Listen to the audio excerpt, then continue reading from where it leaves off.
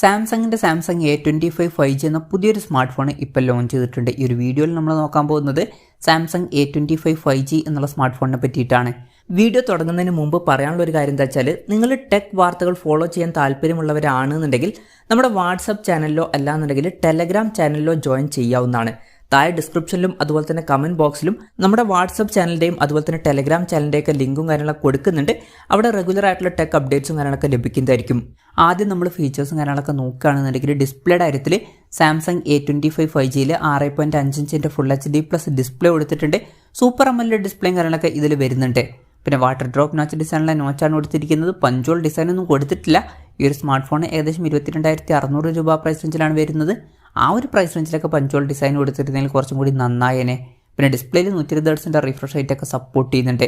Peak brightness വരുന്നത് 1000 nits ആണ്. അപ്പോൾ ഡിസ്പ്ലേ ഫീച്ചേഴ്സ് മൊത്തത്തിൽ നോക്കുകയാണെന്നുണ്ടെങ്കിൽ ഈ ഒരു പ്രൈസ് റേഞ്ചിൽ പഞ്ചോൾ ഡിസൈൻ ഉണ്ടായിരുന്നെങ്കിൽ കുറച്ചും കൂടി നന്നായേനെ. അത് മാറ്റി നിർത്തിയാൽ ബാക്കി ഡിസ്പ്ലേ ഫീച്ചേഴ്സ് തരക്കേടില്ലാത്ത ഫീച്ചേഴ്സ് ആണ് എന്ന് പറയാവുന്നതാണ്.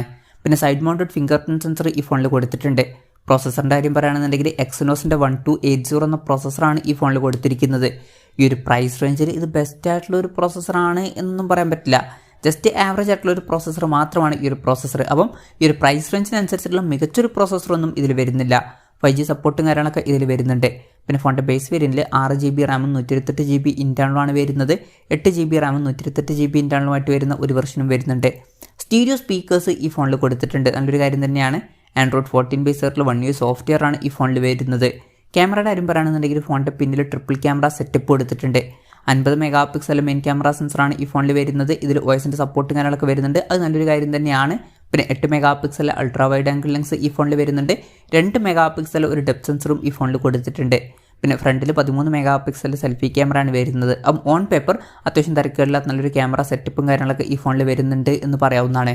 ബാറ്ററിയുടെ കാര്യം പറയുകയാണെന്നുണ്ടെങ്കിൽ 5000 mAh ബാറ്ററി ഈ ഫോണിൽ കൊടുത്തിട്ടുണ്ട്. 25 വാട്ടിൻ്റെ ഫാസ്റ്റ് ചാർജ് സപ്പോർട്ട് ചെയ്യുന്നുണ്ട്. അതുപോലെ തന്നെ Type-C ചാർജിംഗ് പോർട്ടും ഇതിൽ കൊടുത്തിട്ടുണ്ട്. അപ്പോൾ തിരക്കേടില്ലാത്തൊരു ബാറ്ററി സെറ്റപ്പും ഇതിൽ വരുന്നുണ്ട്.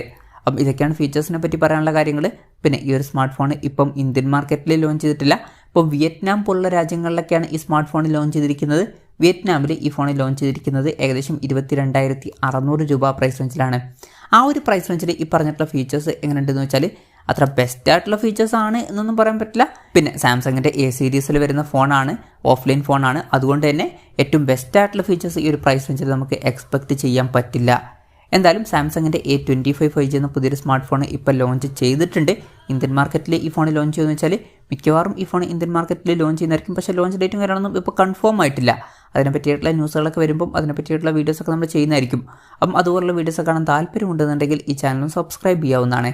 എന്തായാലും സാംസങ്ങിൻ്റെ A25 5G എന്ന പുതിയൊരു സ്മാർട്ട് ഫോൺ ഇപ്പോൾ ലോഞ്ച് ചെയ്തിട്ടുണ്ട്. ഈ ഒരു ഫോൺ ഈ പ്രൈസ് റേഞ്ചിൽ അത്ര ബെസ്റ്റ് ആയിട്ടുള്ള ഫീച്ചേഴ്സ് ഉള്ള ഫോണായിട്ട് എനിക്ക് തോന്നിയിട്ടില്ല. എന്തായാലും നിങ്ങളുടെ അഭിപ്രായം ജസ്റ്റ് ഒന്ന് കമൻറ്റ് ചെയ്യുക.